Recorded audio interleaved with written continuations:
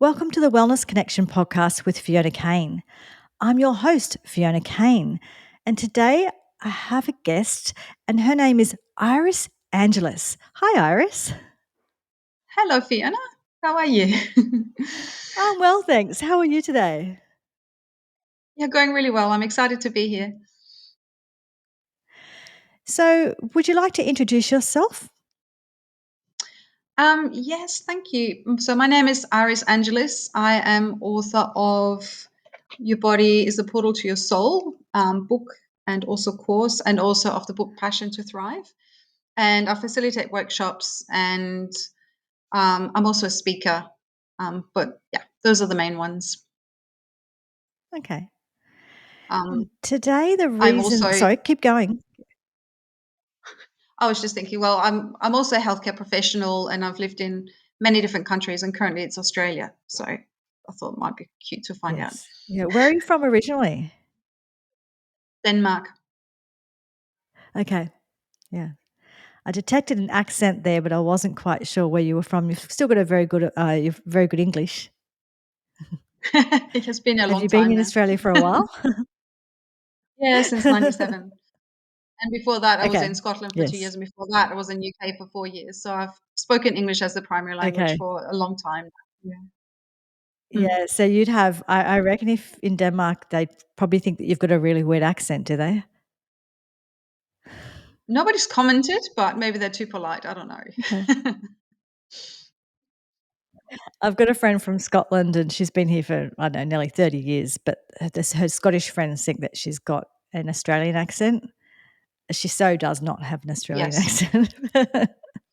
So I find that people often end up with this sort of, unusual accent that's a little bit of everything, Everything. but not Yeah, quite for sure. anything.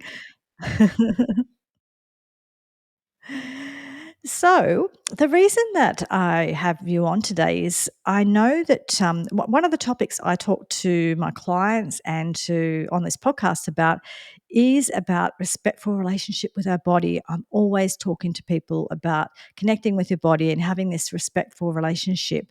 And so I brought you on to talk about that because I know it's one of your specialties.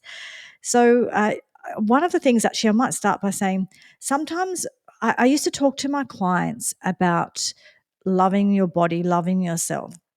And I found that sometimes that was a bit too much for people, or that's a bit overwhelming, or maybe that just doesn't fit. But I've started now talking about respecting, having a respectful relationship with your body. So, where do you sit on that? What language do you use? What do you find works your way into this for people? I actually make it really big. I talk about feeling reverence for your body. I notice exactly the same things that you Reverence. do, that culturally we've been conditioned to hate our bodies, even, or dislike them, or focus on all the things that are wrong, when really they're this Mm, incredible gift that nature has given us to experience this life. And they know everything that is needed to be known in order to navigate life in the 3D physical reality, feeling well and thriving. They know how much rest they need, they know when mm, they need it, they know what foods they need, they know when they need water, they know who's safe and who's not. And we just get conditioned out of really understanding what it is they're trying to say, to tell us. So we get this disconnection happening. And my thing is, your body wants to be a friend. It's the only being you will absolutely be together with until the very last breath that you draw. So why wouldn't mhm, you want to make your body your best friend and try to understand what it's telling you with the different sensations that it can draw your attention with, and make it your partner in life so you can have a fun, thriving, enjoyable, beautiful experience right until that last breath. mm. Yeah, it's a really important relationship. Exactly that. I say to my clients, it's the longest relationship you'll have in your life, and the most important one, really, because it's like you said, whether you like it or not, this is the body that you have for life. So the quicker that you are able to just accept that and embrace that, I think the easier it is. The longer we battle it, the tougher life is for us. Yeah, and the sicker you're probably going to get too, because you keep ignoring what your body is trying to tell you. Yes. Yeah. And then it Yeah. gets really Exactly. So I uncomfortable. like that reverence. Reverence. Mm. Yeah.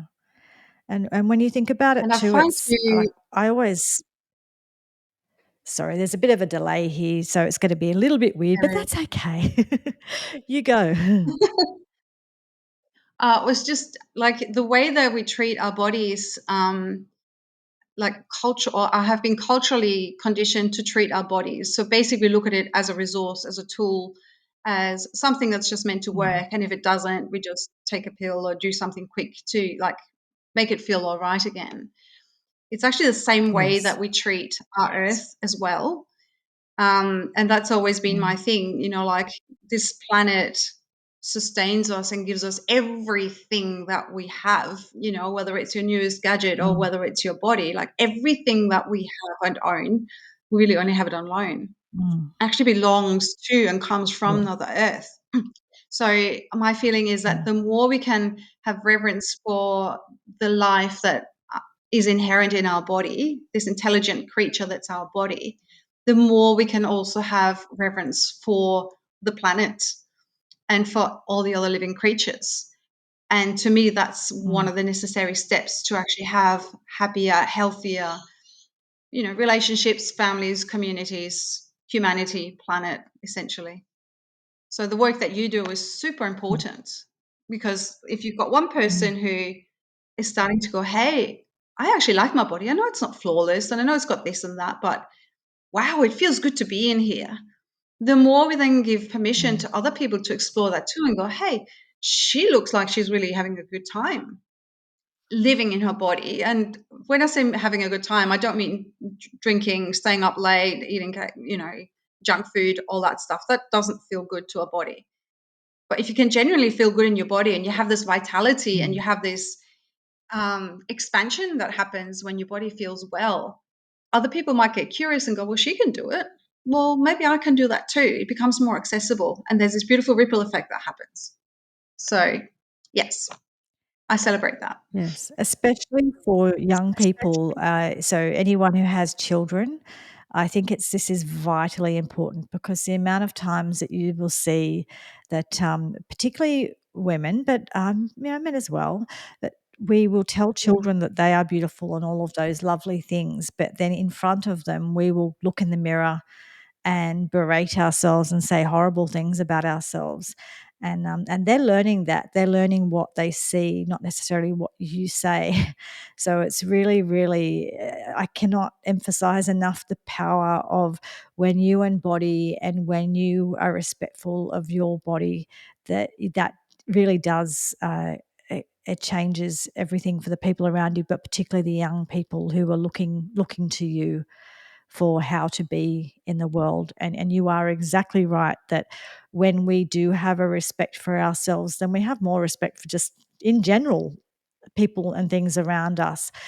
So it starts with you, but just powerful that powerful role model for children. It's really, really important that they see that. mm. Yeah, yeah. There's a bit of irony. I mean, I don't know about you. I suspect you're in this camp too, but like the older I've got, the more I've experienced, the more I've been tried and tested and found that, hey, I actually like myself and I have found my worth and, it's okay for me to rest.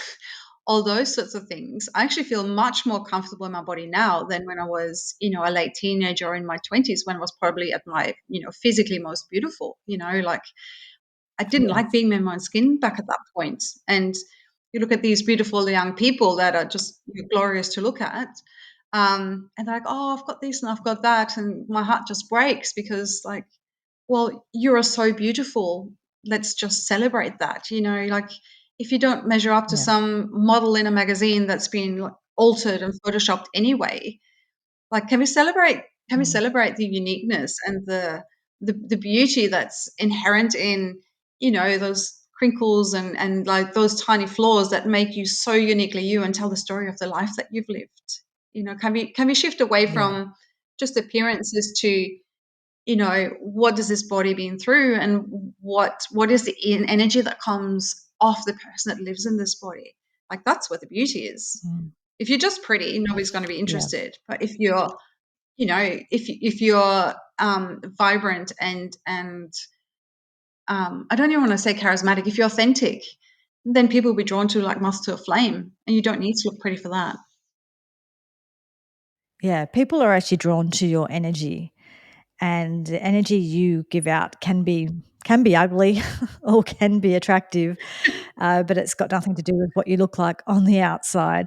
And I know that I saw a woman once just walking down the street, and she just looked, she just had this aura about her. She just looked beautiful because she was so confident. And she actually, when I Mhm. stopped and thought about how she actually looked, if you sort of compared her to, what you're supposed to look like in the magazines or, whatever, that's obviously that changes all the time and it's different everywhere. But anyway, this woman, put it this way, she was not the typical model look. She was much older than me at the time. She was probably my age. I think I was in my 20s when she was probably my age now. She's probably in her 50s. So old lady from my perspective when I was in my 20s. And she didn't have any of the things that you would associate with beauty, but she was really beautiful. And I realized it Yeah. was her confidence. It was the energy and confidence Mhm. shining out from. So you're absolutely right that you do it shines from within. And it's funny how we get that more as we get older. I think I was listening to a Mhm. podcast this morning, and I think this lady, she referred to, she said, "Oh, when I was younger," she said, "It's like I had a Corvette, but I didn't know how to drive it yet." And it is like that when it is like that when you're younger. And I think very much for women too, is that Very much. we actually, when we do come of age, and we're sort of at that age where we start to r probably realize this, the sort of power that we have, I suppose, in regards to our attractiveness and, sexual attractiveness and all of those things. When that happens, we usually, well, I don't know, I speak for myself anyway, but what I've said around me is we're usually not quite ready for it yet, and we don't know how to manage it, and we don't know how to drive it. And we often, like you were saying before, we disrespect it or don't understand it, or disassociate from ourselves and our bodies.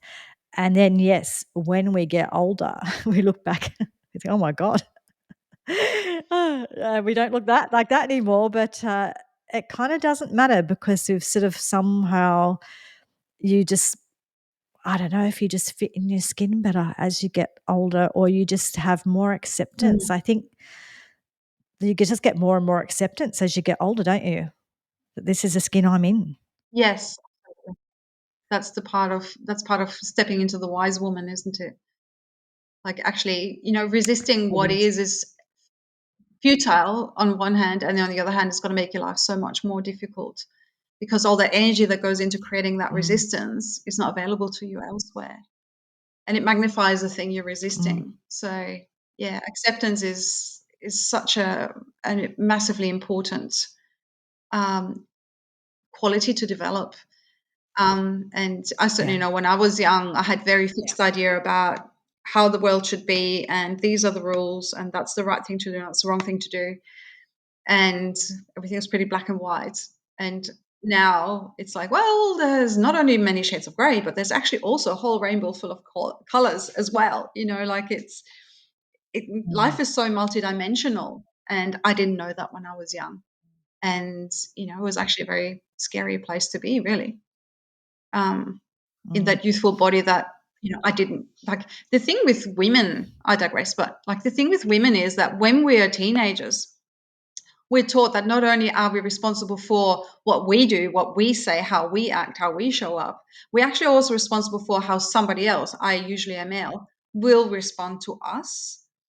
And mm. like, that's super unfair and also actually impossible. Like, I need to live my life so that somebody else doesn't react to me in a certain way. Like, that Mm. just shrinks you down and certainly made me feel incredibly unsafe. And that's, I guess, one of the nicer things about growing older too, is that, you're not quite as eye-catching, or I'm not as eye-catching now as I was then.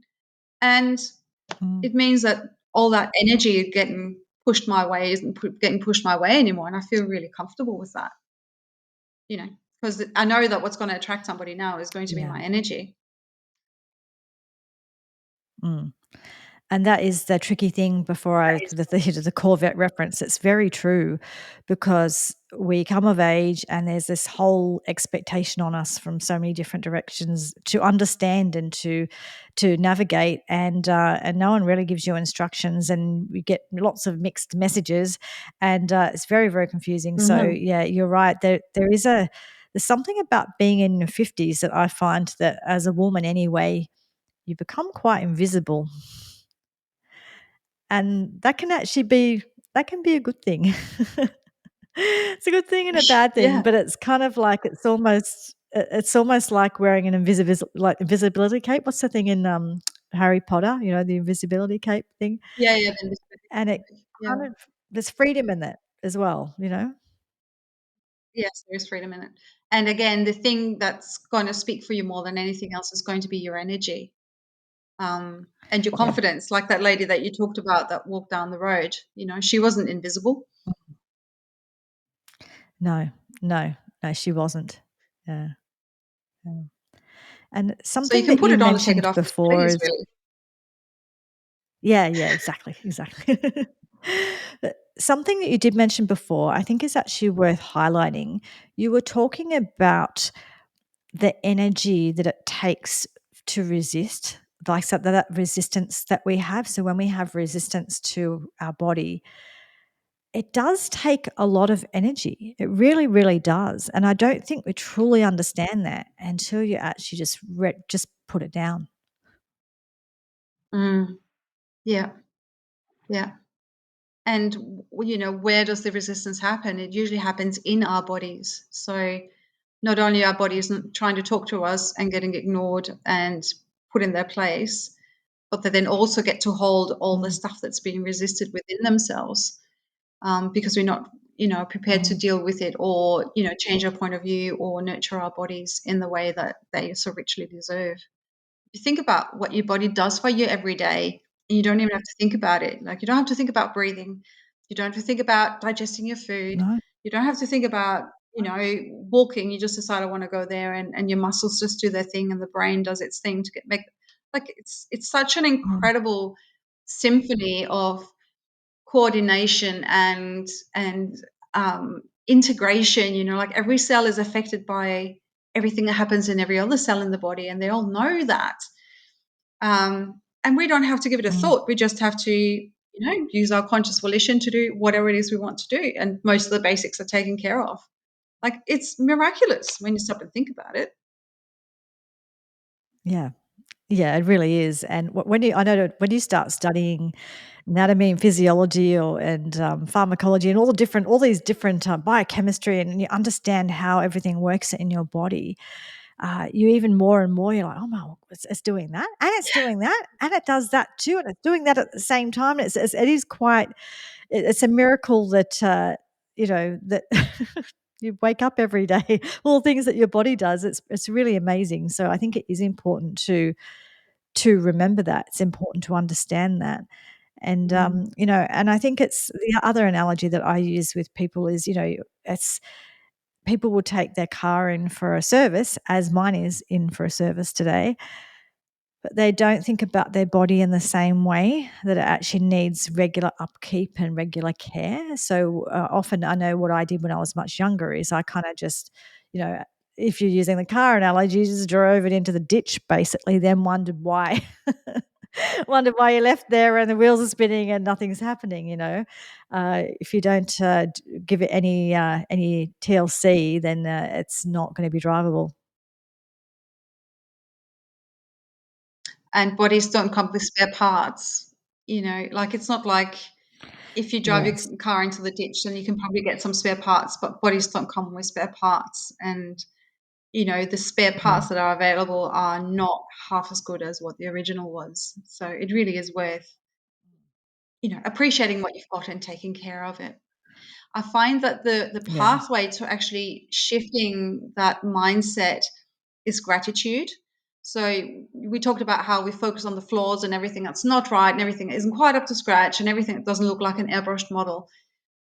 But if we can, like we talked about before, if we can start just feeling gratitude for the fact that my body breathes itself in the middle of the night and I don't have to think about that. And the food digests Mm, itself and I don't have to think about that. And my hands can move and they can make a nice dinner, or they can caress my child, or they can write a letter, or my voice can speak words or sing or dance. Like if you can actually focus on all the things that are going well and that are mm, enjoyable, and feel grateful for that gratitude will actually change the biochemistry in our bodies. And that gratitude, just that mm, gratitude for 10 minutes a day, will actually make your body healthier.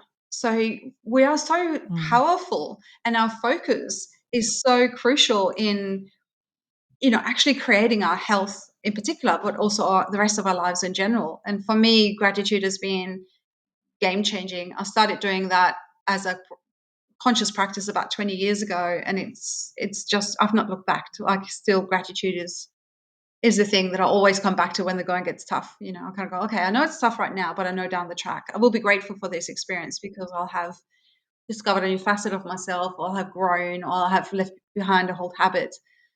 um, so even just knowing that I will be feeling grateful for something down the track, um, helps me through the difficult patches. So I highly recommend gratitude. Yeah, and for me, the way into gratitude, it was a couple of things. So the first thing was I put down all of my Cosmo and Cleo magazines that I used to read all of those years ago, because I was constantly wanting to be like the people in the magazines, and they were all 6 foot tall models, and I was 5 foot tall. Like for starters, just based on the fact that I was a foot shorter than all of them, I didn't have those legs. It doesn't matter what clothes I get or what makeup I buy or whether I buy the latest this or the latest that. I'm never going to look like that. Right? It's just not going to happen. And the equivalent these days would be Instagram or wherever else people are getting Mhm. those images of, because I think one of the reasons that we have trouble having gratitude is we're comparing ourselves, this comparisonitis. We're comparing ourselves to all of these other people, and these days it's even worse because they were just rather tall, beautiful girls then, but now they're all they're AI, they're AI, they're airbrush, they're just not even, they don't even look like that. That's right. Yes, exactly. That the other thing for me though, in regards to feeling grateful, is sometimes it takes looking out of yourself and not looking at the models and not looking at the Insta influencers, but it's I an example for me, and I've used this before, but I was at the gym one day and I was doing some weights. I don't do very heavy weights, but anyway, I was doing my little weights, and I was, after my weights, I was going to go into the pool. There's a pool sort of right next to the gym area, and I was kind of grumbling about, oh, this is hard work, and doing the grumble thing.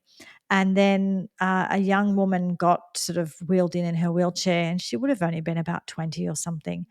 And I don't know, I think she might have had sort of spina bifida or um, some other issue like that. And her carer had to, get her out of the wheelchair and place her into all the positions around all of the weights and things to use them. And after my workout, I went into the change room, got changed, just went into the pool, and she did the same thing. But of course, she had to get taken into the change room, and someone had to change her, and then they had to wheel her to the pool, and then they had to get her into the pool, and she, like I said, she was only about 20, and I just thought, I get to do this, and I get to Mhm. choose when I do this. I get to drive Mm. myself here. I get to park out the front, walk up the stairs. I don't have to go in the lift. I get to change myself in the change room, and I get to choose when I go in the pool or what equipment I use, how I want to use it. And I get to do all that with myself without having to rely on anybody else. I get to do this. And that has changed my Mm. outlook from there on in. It's like whenever I'm doing anything like that and doing this sort of grumble bum thing, I kind of always remind myself, I get to. And that is Yeah. actually luckier than a whole bunch of people. Is that the truth? Like, even if you don't live in a war zone and you've got a roof over your head, food on your table, clothes on your back, a place to sleep, somebody who cares about you, you're winning at life. Like, Mm. seriously. Um, Yeah, yeah. and Well, I we, mean, if you've got like you're access saying, to the internet and can listen to this podcast. right, right, clean water in You're winning. your tap. Mm, Yeah, exactly. mm, There are so many things to be yeah, grateful for if you only expand your horizon a little bit, like you say, like take the focus away from outward and turn it inward. And the magic is the yeah, more grateful you are, the more you will have to be grateful for. So it's a very magical, virtuous circle. I love those words. I get to do this. Like, I've used that myself. Oh, I've got to do the dishes. Actually, I just got to share a really lovely meal with people that I love. And I've got, mm, running water in my tap. I get to do the dishes because that's just part of, you know, living. It's one of those things that just have to be done, and I get to do them because I'm privileged to mm, have plates and soap suds. yeah. Yeah, I know. And when we use the word get to, it infers choice as opposed to something that's been, forced upon us. And I think as human beings, the more we feel that we have choice, yeah, the the better, the less resistant we are to things because we're choosing it. Also, get to infers that I understand how lucky I am to be able to do that. Because there's other people in the world who can't do that. So the fact that I get to, I'm the same. My husband does a lot of the cooking, but I do a lot of the cleaning, and I'll be there cleaning up the pots and pans or whatever. But then I look around my kitchen, and I think I've got this fabulous kitchen, and I've got these great pots and pans, and I've got electricity, and I just had this great meal. How lucky am I that I get to do this, and I've got a dishwasher? I mean, really, really, yeah, like, yeah. where's the problem? Yes, yes, that's right. I think being aware of So, choice is also one of those super empowering things. Like, we don't mm, necessarily get to choose what happens to us, not always. But we get to choose how mm, we look at it and how we respond. And that little reframe that you brought up with the get to, or practicing gratitude, um, that is mm, such a tiny little choice to make. I'm going to be grateful for this instead of grumbling about it. Such a tiny choice to mm, make, but the ripple effects and the knock-on effects are absolutely massive, especially if we keep repeating that choice. mm. Yeah. Yes, definitely. Yes, definitely. So I wanted to ask you, I know we've already been talking about it, but just if you have any particular, when you're talking to people about, having that respect for their bodies or having that reverence for their bodies, what are the strategies that you recommend? So obviously gratitude is a really, really big one. Is there anything else that you recommend for people to help them to get into that place where they're having that reverence for their body? I think the key is to keep it simple. I think a lot of the time, it sounds overwhelming because, oh, I should exercise, and I should stop smoking, and I should stop drinking, and I should stop drinking coffee too, actually, and I should get more rest, and all these shoulds happen. So I'm going to go back to Mm, choice and say, keep the choices, especially to start with, really manageable. So my favorite mm, example is, if you always have coffee in the morning, why not make a different choice? Maybe try a tea, and then there's herbal teas, or mm, have a glass of water, or sleep in a bit, or go for a walk, or just do something different. Feel what that mm, feels like. And then, if coffee is definitely something that supports you and it's your thing and your day is just so much better for doing it, keep doing it. But at least you now know, A, that you have choice in the matter, and B, why you're making that choice in the morning, right? And it introduces to the subconscious Yeah. mind this idea of, oh, I've got choice about this. So then you kind of go on to the next thing. Okay, I should go to bed Mm. earlier. Okay, so how can I do that? Maybe I'll just set an alarm at a certain time, and that'll remind me that I need to Mm. switch off my screen and I need to check in. Does my body want rest? Yes, it does. Okay, well then start going to bed at that point.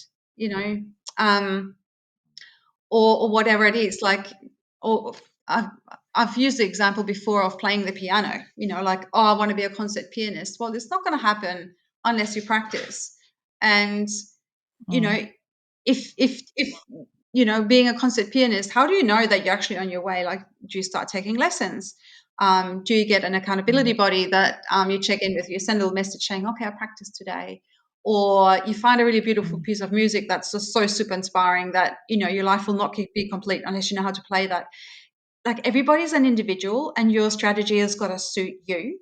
But I would say start with really, really small things and look at it as play. Mm. You get to, here we go again, you get to make the choices for your life.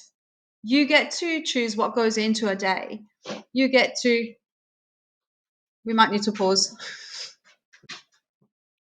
Just a sec.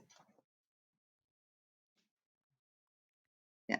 So keep the choices really small, really manageable.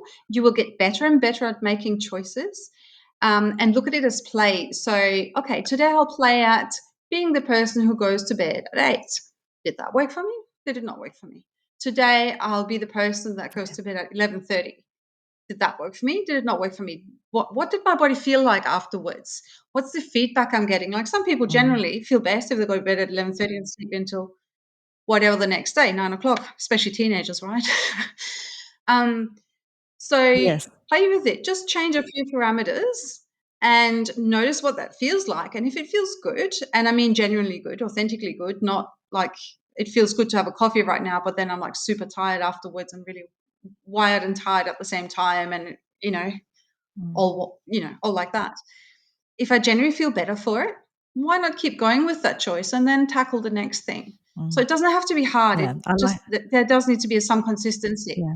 So make it play so it's fun and make it Mm. manageable. And get an accountability buddy if you need to. Somebody that you check in with and go, oh, today I did my XYZ, because that's going to be motivating too.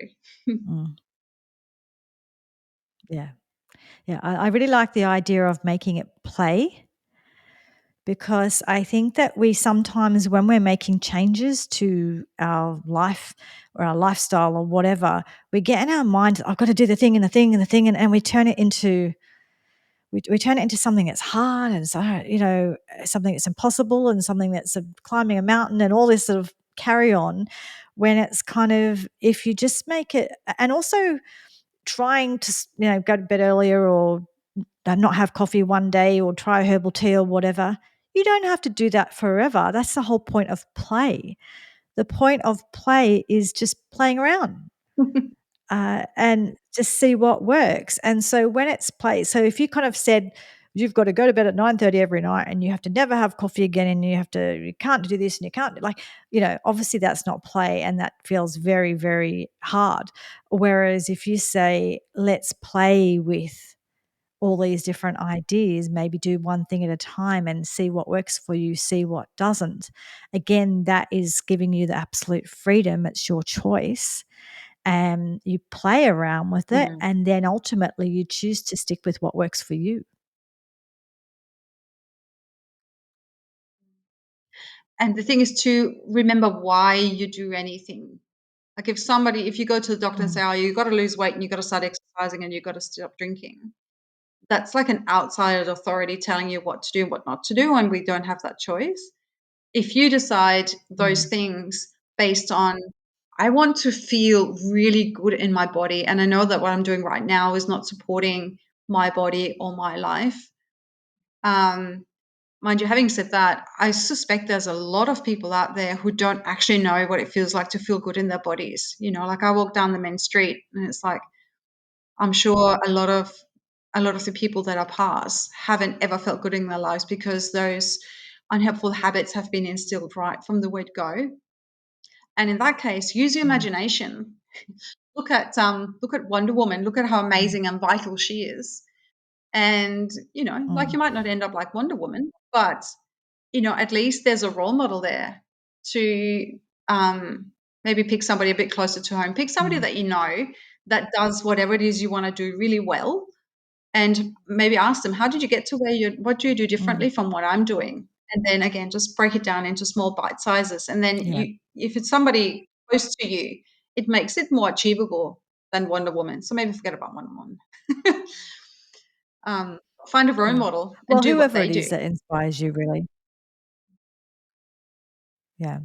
And one thing I found is that people ask me, because I was one of those people who I was never really super healthy, felt well in my life.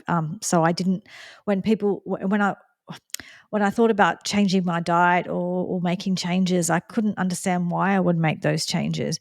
And I know one thing I do with my clients is sort of people say to me, well, how do you get people to stop eating this or that or whatever? And I say, well, I don't get them to do it. What I get them to do is I get them to, like you said, play, try different things.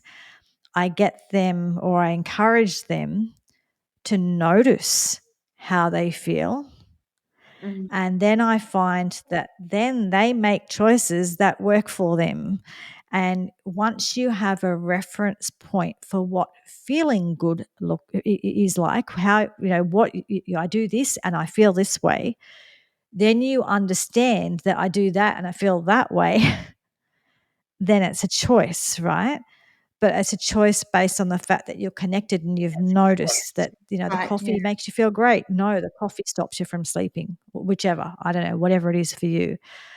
So you've connected in and you've just noticed that works for you, that doesn't. This works for me, this doesn't. And it's not always the same as it is for somebody else. That's the whole point of connecting in to your body. Yeah, and it changes over time as well. Like back to the sleeping thing, Mm, teenagers do best if they go to bed late and sleep late.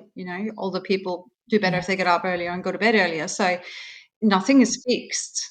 And Mm, literally, the more you play with it, the more no. you're going to find that place of vitality and feeling good in your body. Yes. And you don't need to do it perfectly. You just have to approach it with the spirit of play. And I think just even Mhm. that makes a big difference. Absolutely, absolutely. Like 3D physical life is not perfect. It never will be. Like it's not built into Mm, the system that perfection can happen. So, mm, the more we can accept that, the easier it yes. gets because, well, I'm not doing this for anybody else. I'm doing this so that I can really enjoy my life. Mm, And, who are you accountable for your own life? Only yeah. you, really.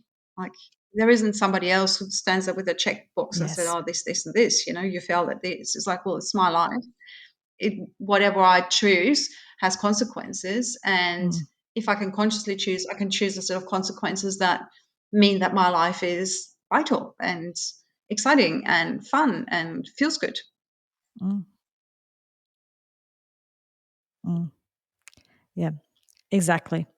And I think that that's really important to acknowledge that ultimately just getting back to, right in the beginning, we were talking about this, we're connecting that having respect or having reverence for your body. Well, why do you do it? Because you've got that body for the rest of your life and you live with the consequences. So you make your own choices, but once you understand what the different consequences are, then hopefully you make better choices for you, but you don't have to. Up to you, your body, and it is your choice. Indeed. Yeah. So, is there anything you would like to add before we finish up? I think we have covered a lot of really yummy topics, actually. Mm, So that feels yeah, pretty complete yeah, to me. definitely. Yeah, yeah. I think that I like the term reverence, and I'm glad that you reminded me of the importance of play as a way of approaching this. And Yeah, and it doesn't have to be perfect as well. So all of those things, but yeah, I think there's a lot in this, and gratitude. I think, get rid of those. Well, for me, it was Cosmo magazines. For Yes. them, it might be Instagram, and start Yes. to Yes. develop some gratitude, and that can make a big difference. For sure. Yeah. And Iris, if people would like to get in contact with you, how can they find you? I've got a website. It's www.irisangelis.com. So just my name, and on there's links to the books and the course and a self-assessment quiz to see how much you actually are living in alignment with what your soul calls for. I also have a Mm, YouTube channel, Iris Angelis, which has a ton of podcasts and meditations and different readings and things like that for inspiration and enjoyment. And, there's some really short meditations that can be really useful if you're trying to start to meditate, for example. Just pick a little 5-minute mm, one and then play with some of the other ones, maybe. And I've also got a Facebook mm. page, which is called Passion to Thrive. That's the name of my first book. And I So do is run that Passion workshops that to can be Thrive? attended. Passion to Thrive, yes. And Yes. I run workshops that can be attended by Zoom too, and that's on my Facebook page as well. Okay, well, I will put all of those links, the various links, into the show notes as well. So if anyone's looking for that, they'll be in the show notes. But I would like to thank you, Iris. It's been really great chatting to you today. So thank you so much for joining us. You too, Fiona. Thank you so much, and thank you for everything you do in the world. I'm sure that your clients are thriving with joy and gratitude for how you help them through whatever difficulties they're facing. That's something else, isn't it? Community is so important, and you're being held by somebody who knows what it feels like and knows the steps and can demonstrate that this way actually will get you to where you want to go. It's just so super important. This thing about, oh, I'm this rugged Mm, individual and I can do everything myself doesn't work for humans. It just doesn't. So, yeah, I really yeah. appreciate what you do in the world, creating that beautiful ripple effect. So, thank you so much for inviting me to come on your show. I really appreciate it. Well, thank you. And thank you for being part of that too. I really appreciate it too. Thank you. It's a So, pleasure. so for those of you who are listening and watching, please like, subscribe, and share, and give us any feedback.